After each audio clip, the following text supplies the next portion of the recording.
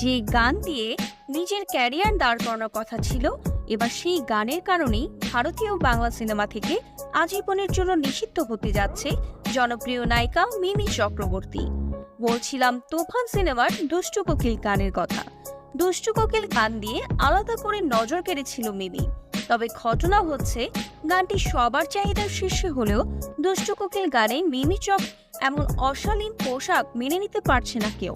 তাই অশ্লীলতা ছড়ানোর দায়ে কলকাতার সিনেমা ইন্ডাস্ট্রি থেকে আজীবনের জন্য বহিষ্কার হতে পারে মিমি। যদিও সেটা এখনো গুঞ্জন, তবে দুষ্টু কোকিল গানে ইতিমধ্যেই মিমির প্রতি ক্ষোভ ঝাড়তে দেখা গিয়েছে কলকাতার অনেক নামি দামি তারকাদের। সবার একটাই প্রশ্ন, মিমির মতো এত বুদ্ধিমতী নায়িকা কিভাবে এমন দৃশ্য অভিনয় করলো? যদিও দুষ্টু কোকিল গান দিয়ে অনেকদিন পর আলোচনায় এসেছে এই নায়িকা। এছাড়াও তুফান সিনেমার মাধ্যমে অনেকদিন পর হিটের দেখা পেল মিমি।